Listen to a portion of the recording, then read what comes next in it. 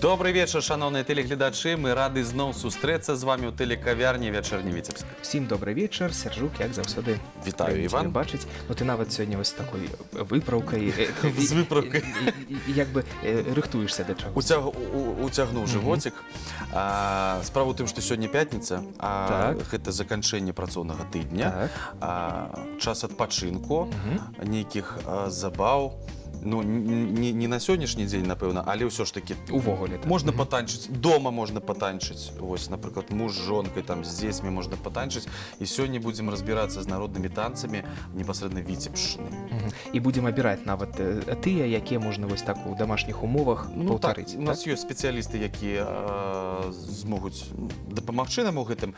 Да таго ж даведаемся, я думаю, некаторыя назвы хаця б элементаў танцавальных па вось гэтых з народных танцаў. Ну, будзе цікава. Будзем пачынаць, гэта «Вечерний Витебск».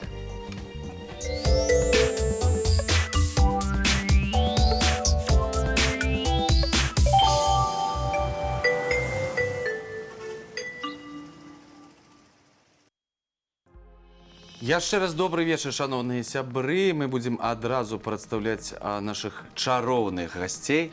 Гэта Надзея Уліновіч, загадчык аддзела традыцыйнай культуры Віцебскага абласнога метадычнага цэнтра народнай творчасці. І Ганна Перліна, галоўны мастак той же самай названай раней установы. Добрый вечар. Нагода у нас вельмі такая цікавая і значная, бо вось зусім нядаўна, глядзіце, выйшла такая вось вялікая кніга, якая называецца «Прыдзвінскія карункі». І зараз мы даведаемся, што гэта за цуд такі. Я так разумею, першае пытанне у нас будзе да Надзеі. Хто аўтар задумы, стваральнік? Хто першы сказаў, трэба рабіць кнігу пра народную танцавальную спадчыну Віцебшчыны?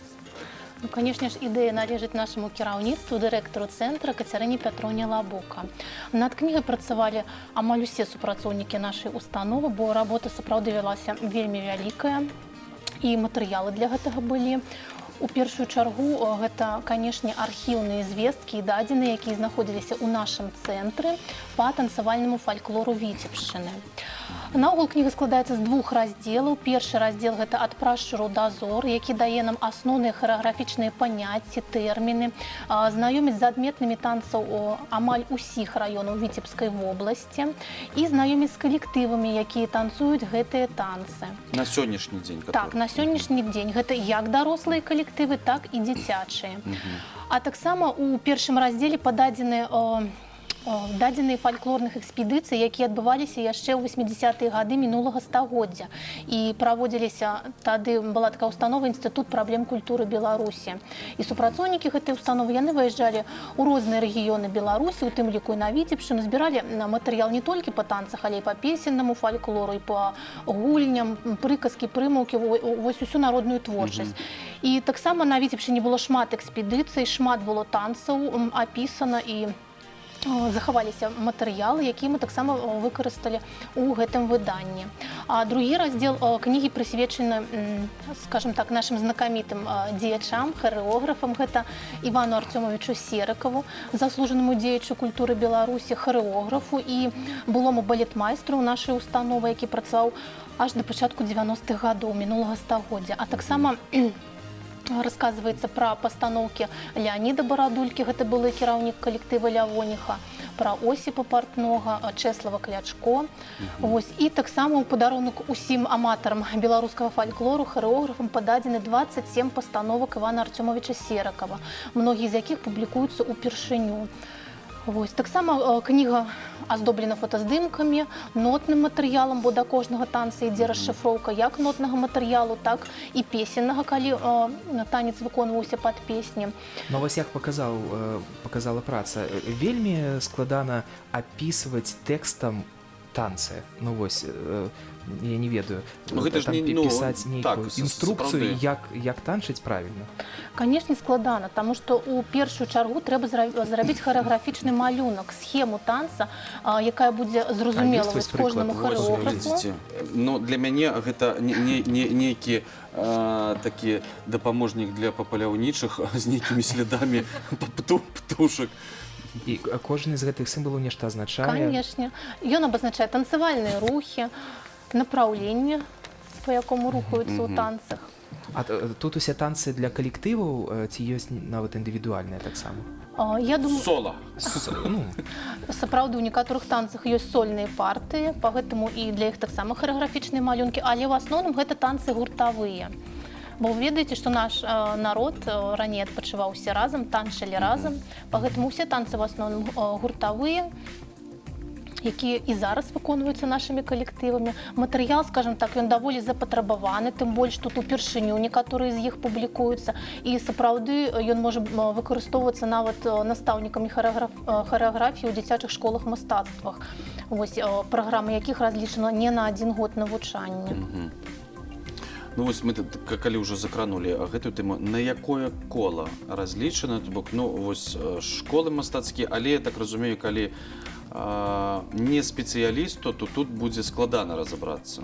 Я думаю, што не будзе складана, таму што кожны харэаграфічны малюнак ён суправаджаецца апісаннем, нотным матэрыялам, песнямі, які зразумела, я думаю, што кожнаму. Тым больш нашы аматарскія харэаграфічныя калектывы, скажем так, там танцуюць не прафесіяналы, а аматары, тыя людзі, якія наогул не маюць харэаграфічнай адукацыі. Танцы тут як для дарослых, так і для дзяцей. Я думаю, што яны ўсім зразумелы. Ну і наогул, хто гэта захочуць вывучыць, толькі патрэбен час. А вось перад тым, як гэта надрукаваць, вы самі спрабавалі вось кожны танец і праводзіць эксперымент, ставіць людзей, вось як гэта ўсё выглядае ў рэальнасці? Я хочу сказаць, што многія танцы наогул тут ужо былі паказаны са сцэны падчас правядзення абласнога агляду конкурсу «Прадзвінскія карункі», які прысвечаны Івану Арцёмавічу Серыкаву. Некаторыя танцы, канешне, тут упершыню, але ў нас на працы раней быў такі звычай, наш харэограф. Падчас абедзеннага перапынку мы танчылі побытавыя танцы. А есці калі? Пасля. Калі скончыцца абедзенны перапынак? А мне вось цікава пра мастацкае аздабленне. Усё зроблена выцінанкай. Вось Ганне не было такой прапановы, як Іван зараз сказаў, што так, Ганна, зараз для танца, ну якога, напрыклад? Ой, назвы таксама трэба будзе агучыць. Назвы даволі цікавыя. Ой, тут нейкі вялікі танец. Так, кадрыль, вось нейкая крупчанская кадрыля. Кажу, так, Ганна, а зараз трэба праілюстраваць крупчанскую кадрылю, хадзем, будзем танчыць, потым, каб ты праніклася гэтай усёй тэмай, і потым малюнак. Як адбывалася ўвогуле праца? Ну, увогуле, калі гаварыць пра танцы, то гэта тэма для мяне была ўпершыню новая, бо я ніяк з гэтым ніколі не сутыкалася. Таму мне далі полную волю выкарыстоўваць тыя танцы, якія былі на Віцебшчыне. Канешне, спачатку гэта былі нейкія энцыклапедычныя звесткі, шмат літаратуры, якой вось спачатку прачытаць, вывучыць, як гэта было, кансультаванне з нашымі харэографамі, балетмейстарамі, потым ужо пайшлі нейкія замалёўкі, некаторыя замалёўкі зроблены нават з фотаздымкаў, якія былі зроблены падчас нашых абласных святаў. Ну, а потым ужо пераводзілася, з эскізу пераводзіліся на больш тонкую паперу і рабілася выразка. Але чаму менавіта выцінанка? Бо яна, як я лічу, больш такая пластычная, як і рух у танцах. Больш пластыкі. Вось глядзіце, гэта вашыя працы. Да. Яны выкарыстаны ў аздабленні кнігі? Больш таго, гэта Яны на першым. О, гэта на вокладцы. Ага. Можна параўнаць. То есть, Можна параўнаць гэта арыгінал і макет тое, што ўжо зрабіў тое, што прынт. атрымалася. Спачатку выразка рабілася з паперы, але ж потым у супрацоўніцтве з нашымі дзяўчатамі-праграмістамі робілася камп'ютарная вёрстка, вектарная графіка. Потым ужо можна было змяніць колер, можна было нейкія дэталі больш паправіць. Таму гэта сумесная праца. А можам вось зараз агучыць тыя назвы? Ты казаў, кадрыль ёсць? Крупчанская кадрыль. Венгерка, верабей, бондар, бес. Вось калі ўзяць гэты танец, гэты крыжачок. Вы ўжо казалі пра яго. А, вось гэта крыжачок. Крыжачок. Ага. Грачанікі. Гэта трэба спачатку грэчкі, напэўна, падвесці, а потым ці наадварот, казалі, у абедзенны перапынак рабілі, спачатку патанчыў, потым да грачаніку звяртайся. А глядзіце, колькі вялася ўвогуле праца па зборы матэрыяла? Я так разумею, што гэта не адзін год, напэўна. Не один год. Работа велася даволі даўно. Справа ў тым, што ў нас у цэнтры захаваўся архіў Івана Артёмовича Серакава. Гэта яго рукапісныя, скажем так, дзённікі, блакноты, запісныя кніжкі, дзе былі вось ад рукі напісаны гэтыя танцы, нават да некаторых былі нотная расшыфроўка давалася. І Іван Артёмович да некаторых танцаў ён нават пісаў словы, песні і прыпеўкі, то есть сам. Вось. Мы гэта ўсё захавалі, аформілі. Спачатку мы выдалі, у нас было проста метадычнае выданне, прысвечанае Івану Артёмовичу Серакову, дзе мы, скажем так, трохі ўжо гэты архіў апрацавалі, вось, каб прасцей было. А потым з кожным годам у нас матэрыял напрацоўваўся. Мы ўзялі экспедыцыі 80-х гадоў. Потым нашым былым галоўным балетмайстрам Людмілай Васильевнай Венгер таксама быў сабраны матэрыял па многім танцам, якія ў раёнах былі распаўсюджаны, бо кожны раён ён адрозніваецца ад іншага. Напрыклад, дзесьці танчыць адну польку, дзесьці другую. У Шуміліна, напрыклад, распаўсюджана кадрыль, у некаторых раёнах яе няма, але калі ёсць, то не так шырока выкарыстоўвалася. Пагэтаму гэты таксама матэрыял быў сабраны яшчэ з 80-х гадоў. Пагэтаму мы ўсё гэта аформілі, і вось у мінулым годзе, у 2019-м, ўсё гэта распрацавалі, і к канцу года у нас ужо быў макет выдання. Таксама мы вырашылі яшчэ ўвесці адзін раздзел, гэта музычнае суправаджэнне танцу, бо сапраўды музычныя інструменты яны былі таксама розныя, у рэгіёнах Віцебшчыны яны адрозніваліся, недзе гэта былі скрыпкі, гармонікі, недзе бубны розныя і розныя другія інструменты. Пагэтаму музыка таксама адрознівалася. І тым больш у гэтым раздзеле у нас, скажем так, расказана пра найлепшых музыкантаў таго часу, бо музыка на вёсцы гэта, канешне, рэдкасць, асабліва і зараз, у наш час. Пагэтаму мы, канешне, ўсё гэта захавалі і апрацавалі. Вось. І таксама яшчэ адным раздзелам кнігі з'яўляецца касцюм для танцу. Ён таксама адрозніваўся. Для танцу былі асаблівыя касцюмы. У дзяўчат адны, у хлопцаў другія, у дарослых таксама адрозніваліся, і ў дзяцей. Пагэтаму мы таксама іх апісалі, як павінен выглядаць касцюм для танцу, і прадставілі гэты матэрыял. Но гэта зараз самае такое поўнае выданне, так, якое вось на Віцебшчыне ёсць па танцам, так? Так, сапраўды гэта поўнае, грунтоўнае і адзінае выданне па танцавальнаму фальклору у Віцебскай вобласці. У рэспублікі у нас ёсць яшчэ адно выданне падобнае, але яно адносіцца да Магілёўскай вобласці. І ў Мінскай вобласці Сяргей Выскварка, вядомы збіральнік фальклору, аматар фальклору, ён таксама зрабіў невялічкае выданне, дзе апісаў танцы Мінскай вобласці. Таму на сённяшні дзень, канешне, гэта рэдкія выданні і асабліва запатрабаваныя, я думаю, будуць. А як-небудзь параўноўвалі вось з тым, што надрукавана, напрыклад, у Магілёве ці ў Мінску, наколькі вось падобныя ёсць некаторыя элементы? Канешне, мы гэта параўноўвалі і праглядалі іх выданне, але, скажем так, кожны рэгіён адрозніваецца. Ёсць нешта аднолькавыя, гэта полькі, некаторыя кадрылі, вальсы, таксама гарадскія побытавыя танцы, якія былі распаўсюджаны ў канцы 19-го, пачатку 20-го стагоддзя. Але, скажем так, у вёсках, у рэгіёнах, канешне, яны адрозніваліся, нават і па назвах. Напрыклад, калі браць Глыбоцкі раён нашай вобласці, то там вельмі адчуваўся ўплыў Польшчы. Пагэтаму там шмат танцаў, якія прыйшлі з Польшчы, скажем так, адаптаваліся ў гэтай мясцовасці і ўжо выконваліся па-іншаму. Напрыклад, абэрак, кошык, каценька, якіх, напрыклад, у іншых рэгіёнах Віцебшчыны ўжо не было. Такія назвы проста прыгожыя. А вось Іван запытаўся, параўноўвалі ці не. Ганна, вы параўноўвалі, вы глядзелі, што вы давалі ў Магілёўскай вобласці, ў Мінскай, як у іх аформлена і як у вас? Ну, конечно, паколькі гэта супольная праца і праца нашага калектыву, то мне было цікава, як былі аформлены кнігі ў іншых абласцях. Таму хацелася выкарыстаць больш традыцыйныя для нашай Віцебскай вобласці. Гэта і колер, сіні колер, гэта і васількі, гэта сімвал вернасці, а вернасці нават вернасці нашым традыцыям. Таму хацелася больш адлюстраваць характэрныя для нашай Віцебскай вобласці нейкія адметнасці. А наколькі сёння гэтыя танцы, ну, можна так марыць, што яны пойдуць у народ? Ну, скажем, калі на сённяшні дзень шмат сучаснай харэаграфіі, стрит-дансу, так, вулічныя танцы, хто яшчэ? Ну, я не ведаю, ты ж спецыяліст па танцам.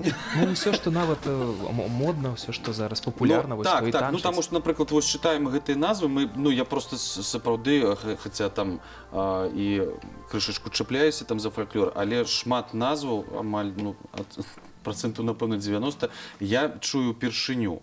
Вось наколькі можна сказаць, што зараз яны актуальныя і канкурэнтныя, ці гэта ўсё ж такі такая спадчына, якая як музейная, скажем так? Сапраўды яны зараз папулярны, модны і актуальны, таму што у нас ёсць нацыянальны турнір танцу, які праходзіць у рамках міжнароднага фестывалю мастацтва «Славянскі базар» у Віцебску. Ёсць абласны агляд-конкурс фальклорнага мастацтва дзяцей і моладзі ад прашчараў да зор, дзе выконваюць гэтыя танцы дзіцячыя і моладзевыя калектывы. На міжнародных фестывалях, якія праводзяцца ў Еўропе, вельмі шмат моладзевых калектываў выязджаюць менавіта з гэтымі танцамі, і яны сустракаюць іх сапраўды на ура. Гэта вельмі папулярна і модна зараз. Ну і зараз перамог, я так разумею, будзе больш на гэтых фестывалях, таму што кожны калектыў можа пагартаць гэтую кнігу, знайсці некаторыя элементы ці нават паўтарыць танец, таму што ёсць танцы, якіх ніхто ніколі... Можаш нафоткаць сабе таксама. Прафесіяналы павінны займацца кожны сваім дзелам. І ўсё, і за гэта можна ўдзельнічаць, так? Таму што, ну, ёсць жа танцы, якія яшчэ ніколі ніхто не бачыў. Ну, вось ты бачыў бычок, а традыцыйны? Вось. І я зараз могу з бычком паехаць і перамагчы. Так, танец мог быць састаўной часткай «Жаніць бацярэшкі».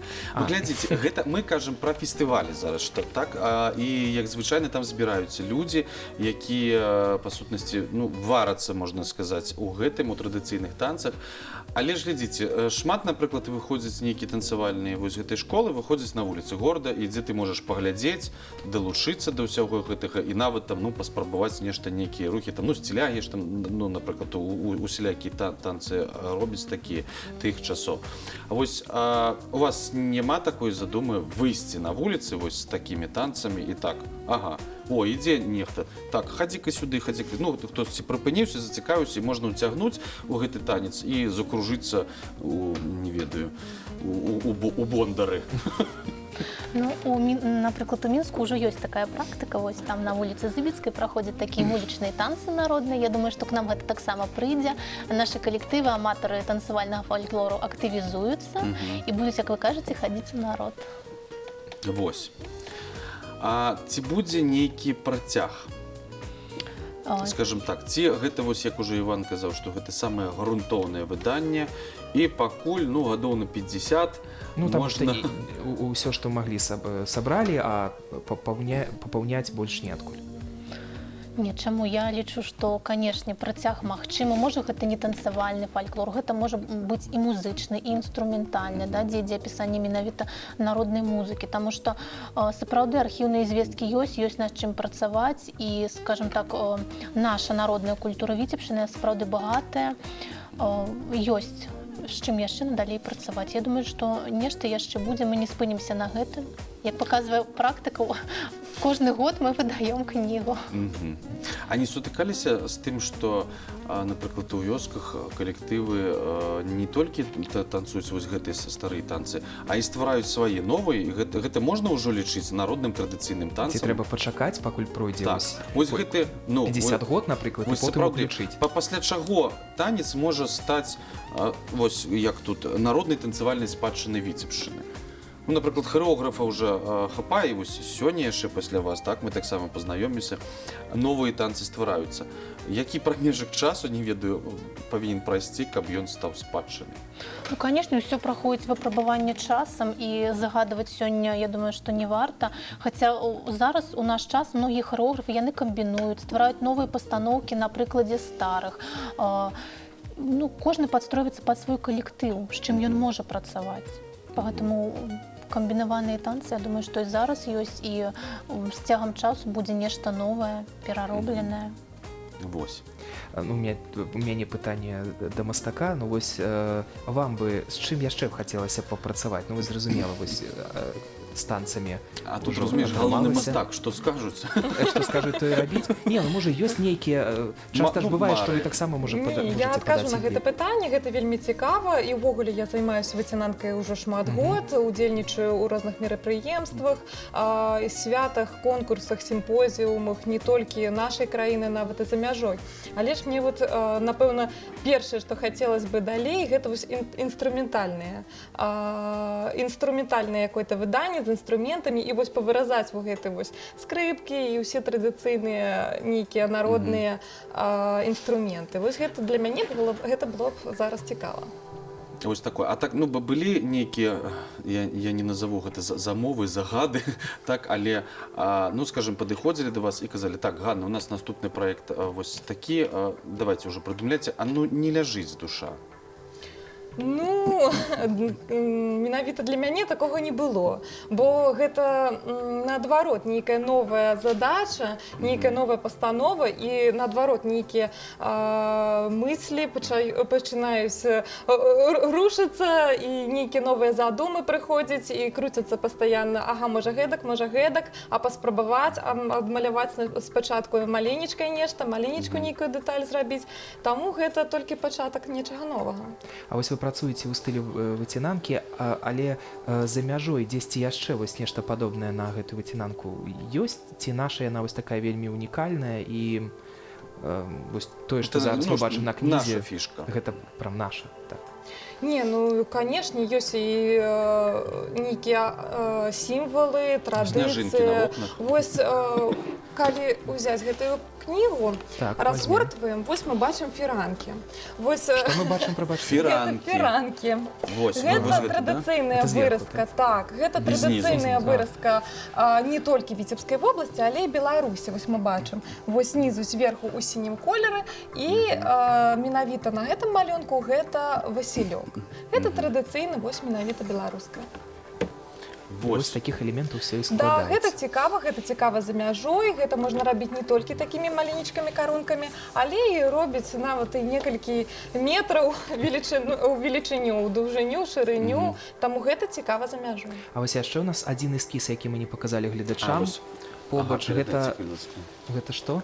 Тоже нейкі сімвал ці проста ваша... Тут таксама танчыць. Бачыш, гэта ж Да, фігурка. гэта бачу, жанчыны, зараз якія бачу. 4. у хараводзе, да, танчаць. Хацелася паказаць нейкі рух, менавіта вось такі дынамічны, які бачыўся адразу з нейкімі элементамі кветак, васількоў. І ён таксама адлюстраваны ў кнізе, так? Да, таксама адна з... А дзе вы памясцілі гэта? Сторонку.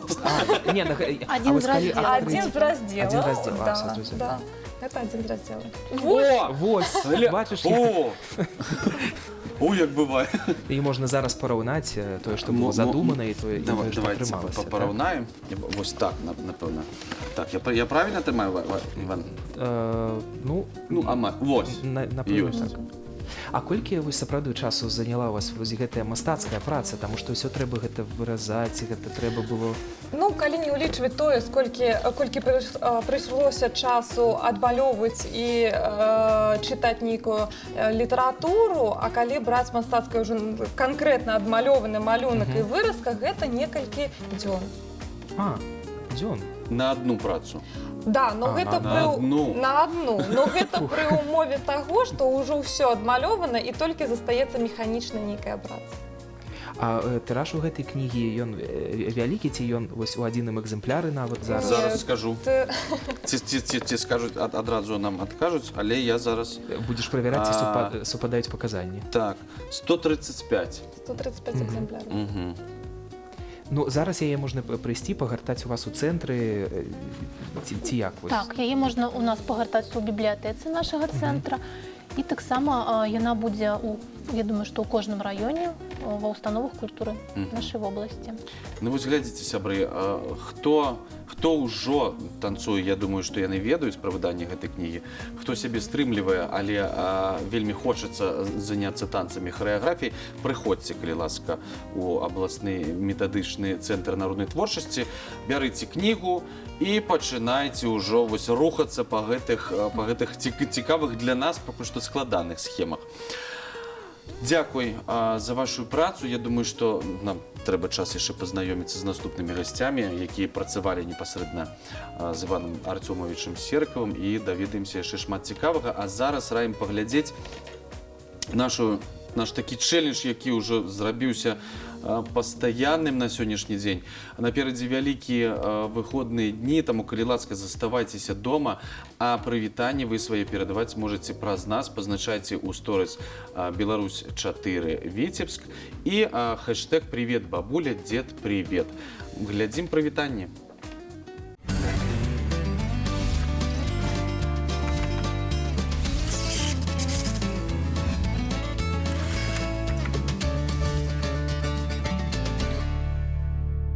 Всем привет, друзья! Меня зовут Саша Коренман, и это рубрика, в которой мы на безопасном расстоянии можем подарить свое внимание нашим любимым бабушкам и дедушкам. Привет, бабуля, дед, привет! Так называется рубрика, и чтобы в нее попасть, нужно всего лишь записать Instagram Stories, отметить там аккаунт Беларусь 4 Витебск и смотреть себя в нашей программе, и напомнить им о том, чтобы они тоже посмотрели и улыбнулись, увидев вас. Ну что же, а сейчас приветы на сегодня. Давайте смотреть. Своей маме привет. Она у меня работник медицины. Желаю ей счастья, здоровья, любви, радости. И чтобы она была самой-самой-самой ценной у меня на свете. И чтобы она смогла выстоять эту эпидемию. И чтобы у мамы все получалось. И она была всегда счастливой. Привет, мои дорогие бабушки и дедушки. Я вас очень-очень сильно люблю и скучаю, но, пожалуйста, оставайтесь дома. И если вам нужно куда-то в магазин или в аптеку, надевайте защитную маску и перчатки обязательно. Привет, бабуля! Привет! Я хочу вам пожелать, чтобы вы не болели, мыли руки и оставались дома. Я хочу пожелать, чтобы вы берегли себя. Мы вас любим. Привет, моя любимая бабушка Люба и дедушка Витя. В период самоизоляции я вас очень попрошу, берегите себя и не выходите на улицу. Скоро увидимся. Я вас очень люблю. Дорогие бабушки и дедушки, пожалуйста, оставайтесь дома и берегите себя. Мы вас очень любим и скучаем. Помаши бабушке с дедушкой. Воздушный поцелуй сделаешь? Скажи: бабушка, дедушка, люблю. Пока. Пока. Бабушка, поздравляем тебя с днем рождения. С 80-летием. Желаем тебе счастья, улыбки и здоровья. И чтобы ты всегда была веселой. Мы сейчас постараемся тебя порадовать своим веселым танцем.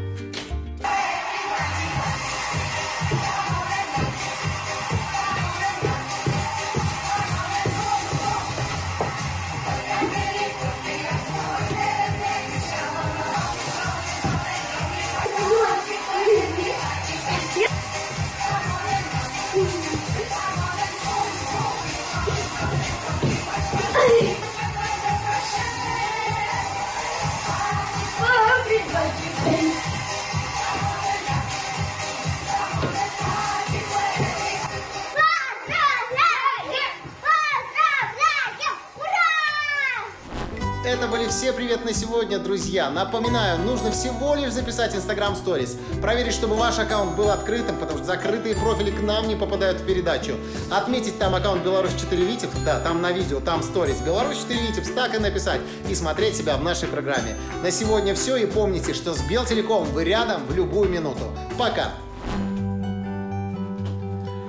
Сказать, что любишь, очень просто. Кусочек солнца мне.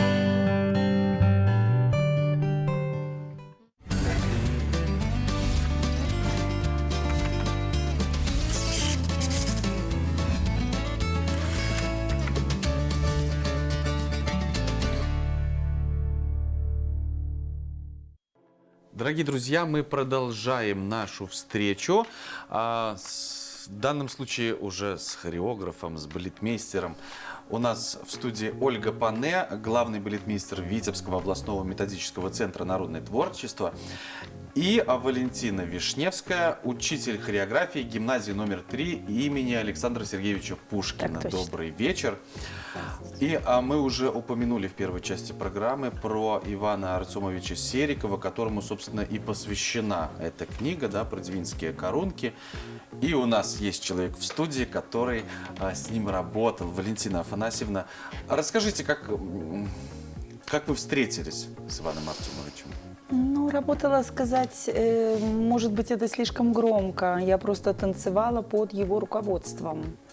И случилось это в 1975 далеком году, где я, будучи выпускницей нашего Витебского культпросветучилища, была им замечена на каком-то смотре, он пригласил меня в коллектив. Коллектив готовился в Венгрию.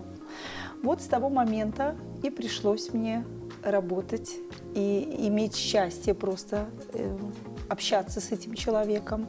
Мы все, кто танцевали у него, до сей поры вспоминаем его с благоговением, с каким-то чувством благодарности за то, что такое количество людей, которые имели совершенно разные профессии. Это был и рабочий, это был врач, это были технические какие-то работники, инженеры, были учащиеся, и все были подвержены его какому-то непонятному обаянию, что вот хотелось идти танцевать, хотелось идти общаться.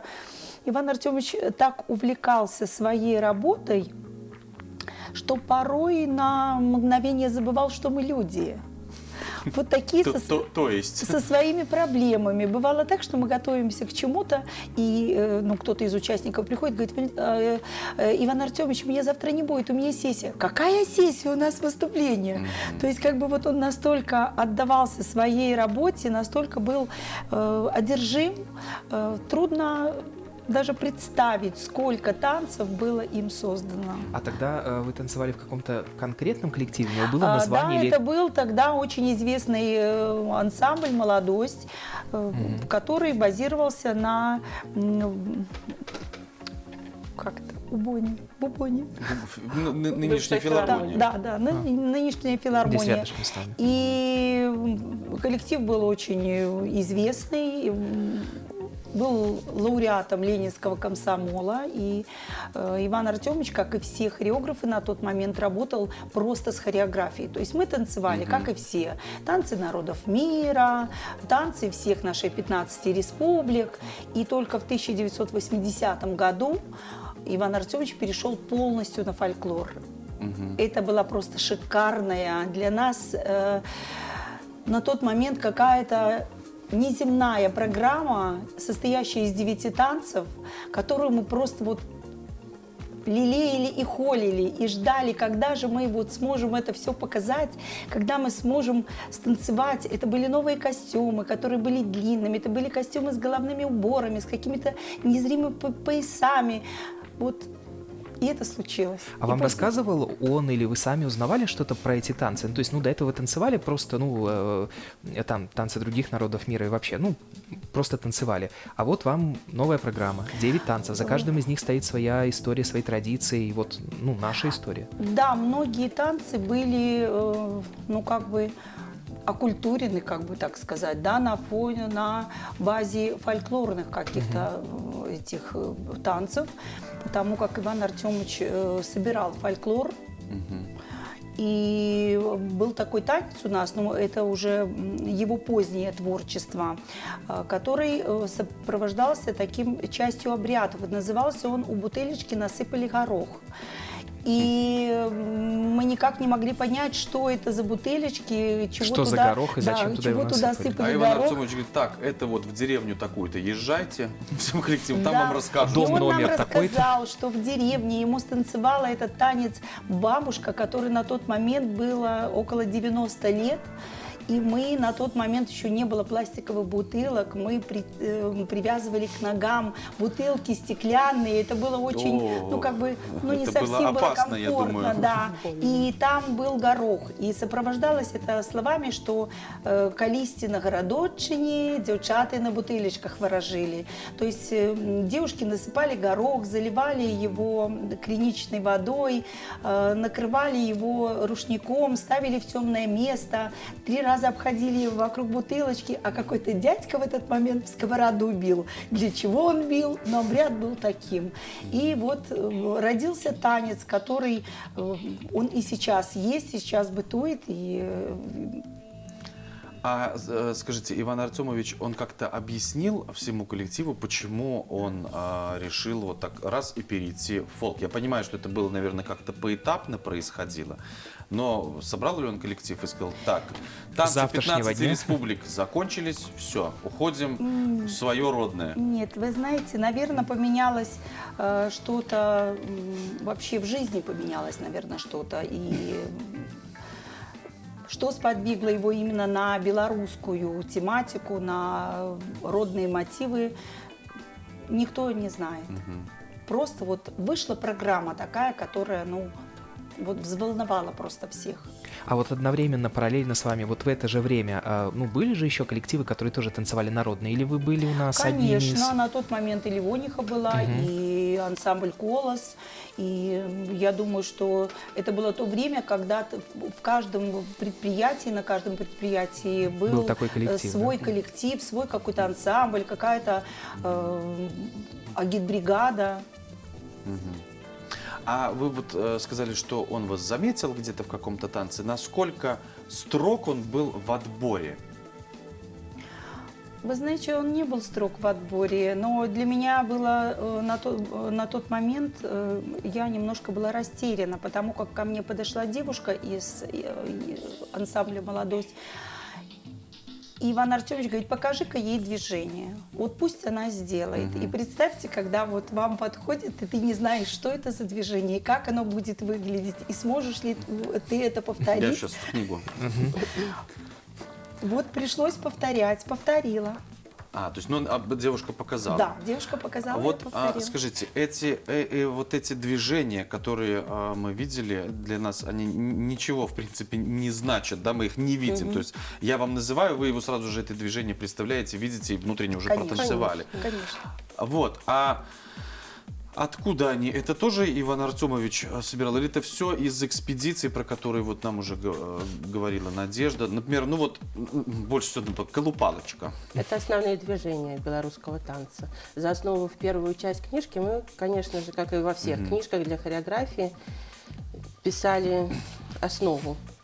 Это притопы, положение рук, постановка корпуса, постановка ног, которые должны быть необходимы. Подскоки, соскоки, это купалочка, основные движения белорусского танца. Моталочка. Каждый хореограф знает. Подыбас и польки различные бывают. И польки мы описали очень много в этой книжке. Это основные движения белорусского танца. И в чем заключается это движение? Каждый хореограф знает. Я бы вам с удовольствием показала. Это прям... Дробы, дробы я знаю, дроботушки. Дробы. Да, дробы. Так говоришь, как будто я не знаю, что такое дроботушки. Ты же сказал, вот эти. Дроби. Это чередование пятки и носка. Вот все, теперь понятно. Гармошка. Гармошка. На руках покажу. Могу ногой. Все, соединение тоже носок со ступнями. пяткой в чередовании. Так. Но мы можем говорить о том, что в белорусском народном танце можно сравнить, конечно, с 14 республик, да, вот эти основные движения, они характерны для белорусского народного танца, либо они все-таки универсальные, а у нас просто собираются просто названия какие-то. Универсальные, переплетаются. Но дело в том, что вот, наверное, так, польку-трясуху не танцует никто, как белорусы. Белорусы на 2 ноги, на 1 ногу. Очень сложно, когда показываешь россиянам или украинцам. Очень много они проявлений. Смотрят и говорят, как белорусы эту польку исполняют. Очень много проявлений польки-трясухи. И она у нас самая сложная. Да. Но так, в принципе, если говорить, то это универсальная система. Можно там, Да. не знаю, Ваня вот любит Испанию. В Испании такие же движения Ну, народные будут танцы? отличаться. Ну, Я будут тоже отличаться, думаю, будут конечно. отличаться. Наверное, все-таки славянские народы больше вот Конечно, с переплетаются. этими Только движениями. вот здесь, да? У нас есть еще на столе папка. Красная. Папка, красная Вот это папка. красная папка. С желтыми листами, которые, я знаю, всегда желтые листы всегда таят в себе какую-то тайну, загадку и информацию очень интересную. Когда я пришла 5 лет назад работать в наш центр областной, и Екатерина Петровна Лабука дала мне задание, что Ольга Григорьевна написать книгу. Я на нее посмотрела и говорю, какая книга? Екатерина Петровна, я всю жизнь танцевала, я никогда не писала книжки. И когда я это увидела, и подписи Ивана Артемовича Серикова, у меня затряслись руки, смотрела и думаю, да, надо писать. Вот так. 5 лет. И Можно писали. нам вот сюда? Да. Что в ней собрано, да, в Что этой в ней папке? собрано, Он да. очень много писал стихов, разных частушек, прибауток, описания танцев. Я так думаю, Расходуха барыня. это какие-то прибаутки, да? А вот смотрите, словы народные и Ивана Серикова. То есть, я так понимаю, то есть он брал уже готовые фольклорные произведения, некий Нет, фольклорный он твор. сочинял. Нет, сам, здесь да? словы народные и Ивана Серикова. Расходуха барыня – это могло быть частью кадрили, да, какого-то колена. И в народном танце, всем же известно, что в народном танце люди и припевали, и говорили что-то. Но Иван Артемович мог редактировать, мог какое-то свое видение, когда он вкладывает что-то в танец, он мог дописывать. У нас у каждого танцора нашего есть его памятные какие-то записи, Прежде какие-то чем что-то поздравления. сочинить, мы так быстренько, да. И каждому, да, он писал стихи каждому писал коллективу, стихи. куда бы он ни ехал, на какой-то юбилей, на какой-то праздник. У него очень-очень много стихов. И тоже мы сюда в книгу. То есть, смотрите, я так понимаю, в книге, собственно, и использованы, да? Да. Вот, смотрите, это рукописи, и использованы вот эти схематичные изображения, только уже компьютеризированные и сделаны ну, так, в современном стиле. Переводили все на белорусский язык. Ну, я смотрю, что барыня Расходуха и на белорусском уже и написано. Уже например. кто-то, может быть, еще после него писали, наверное, Да? скорее всего.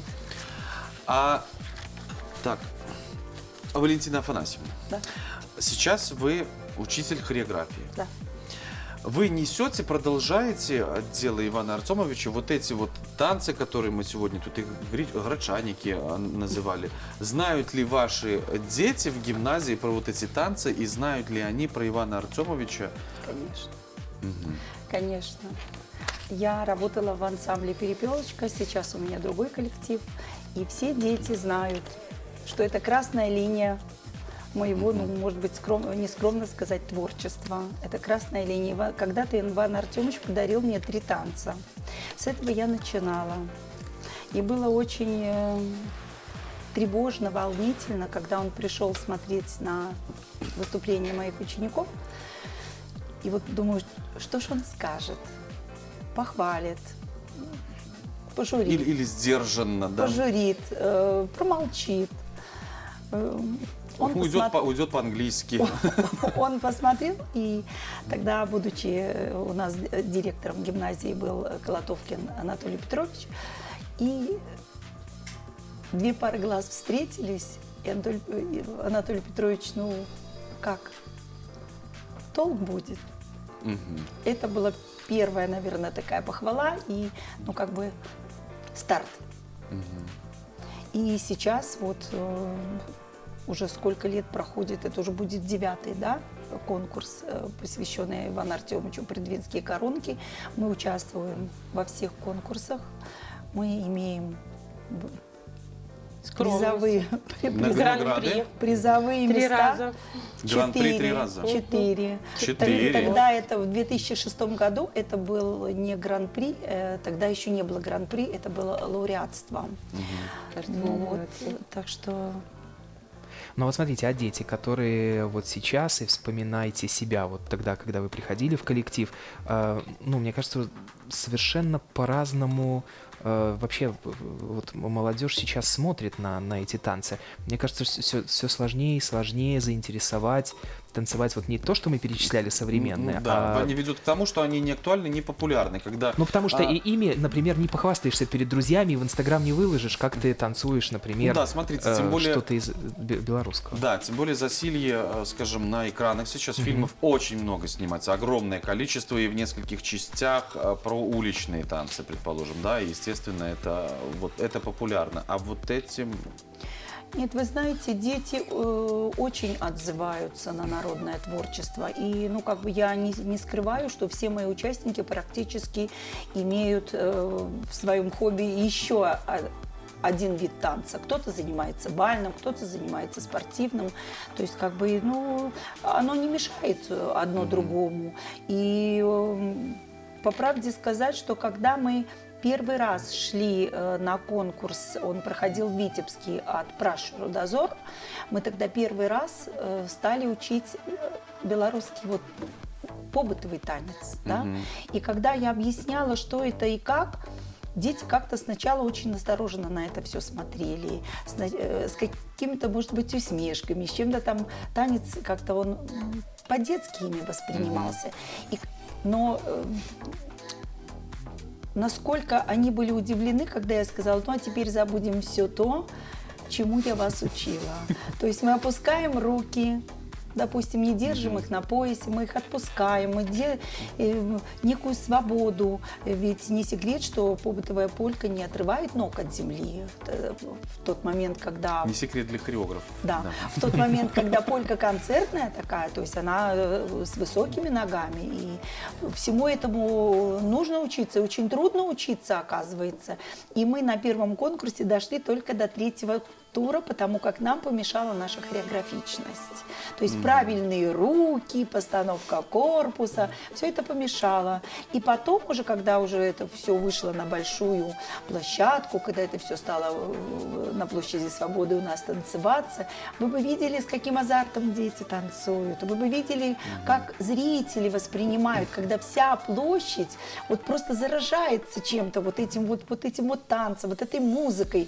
Живая музыка, сидят люди, которые прямо на сцене. А кто-то уже не может сидеть и под сценой начинает повторять движения. Под солнцем, под дождем. Под солнцем, под дождем, да. И первый раз, может быть, Ольга Григорьевна побольше расскажет. Первый раз, когда решили сделать батл в этом виде творчества, и думали, как же будет? И как было? А было так, что люди, которые просто в этот момент отдыхали на площади, сказали, что это было самое яркое пятно.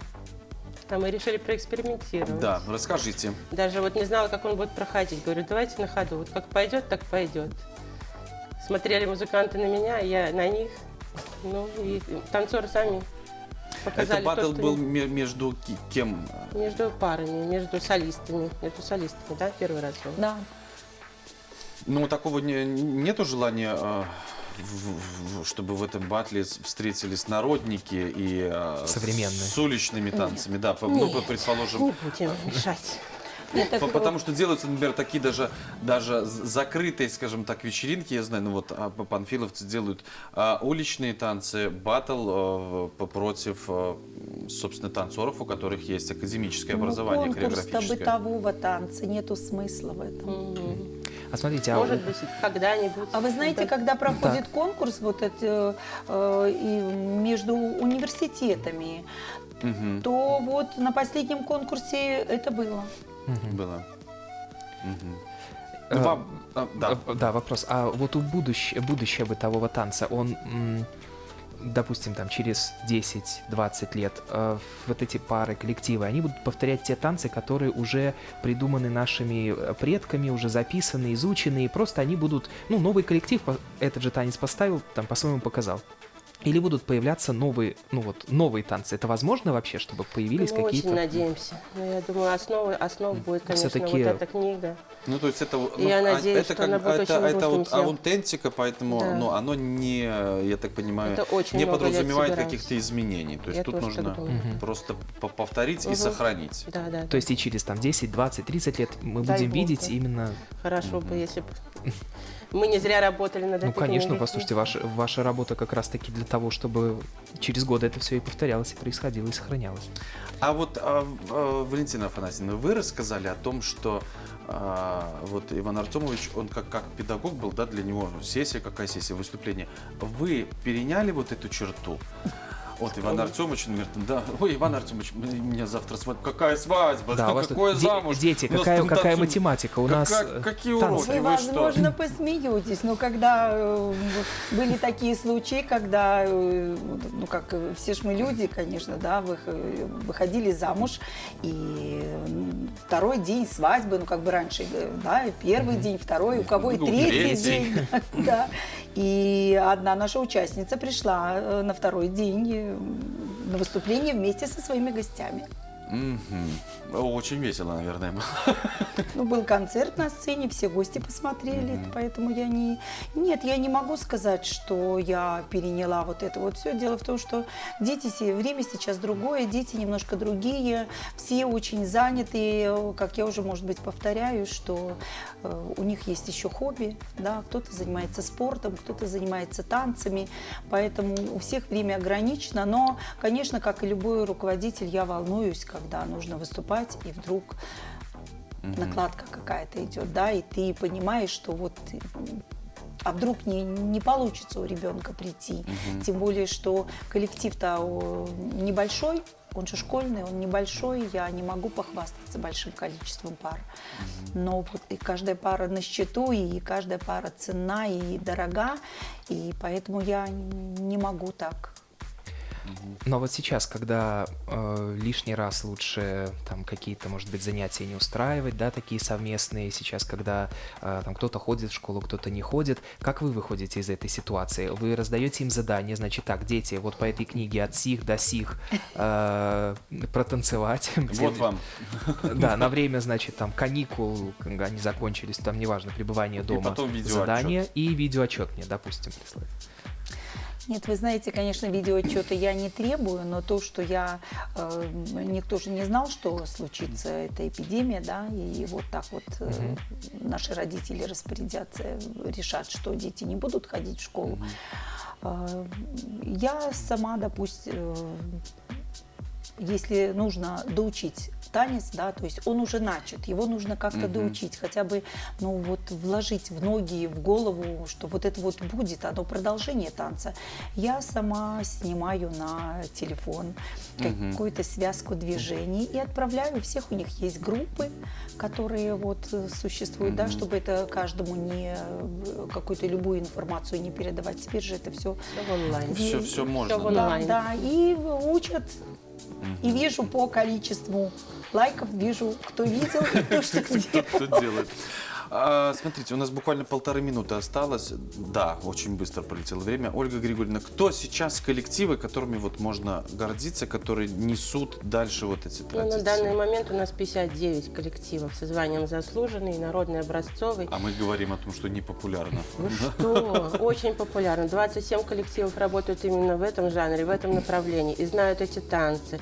И мы очень гордимся, что танцы не забываются у Ивана Артемовича Серькова. Эти 27 танцев, я надеюсь, будут всегда в репертуаре, будут всегда на нашем празднике «Придвинские корунки». И, умоляю, не забывайте такую большую танцевальную спадщину Витебщины. Да, поэтому все идем срочно в областной методический центр народного творчества, книгу, и попытаемся под руководством главного балетмейстера, да, разбираться с вот этими для нас пока непонятными схемами. Да, спасибо вам огромное за работу. Продолжайте вот издавать эти книги. Естественно, Валентина Афанасьевна, детей интересных, талантливых и творческих, не ленивых. Ну, мне кажется, это важно. Да. Это важно. Да, спасибо, что пришли. Нам остается сейчас с вами только попрощаться. Завершает нашу программу образцовое фольклорное объединение Калиновского сельского дома культуры «Глыбинка». Мойте руки и, пожалуйста, оставайтесь по возможности дома. Пока.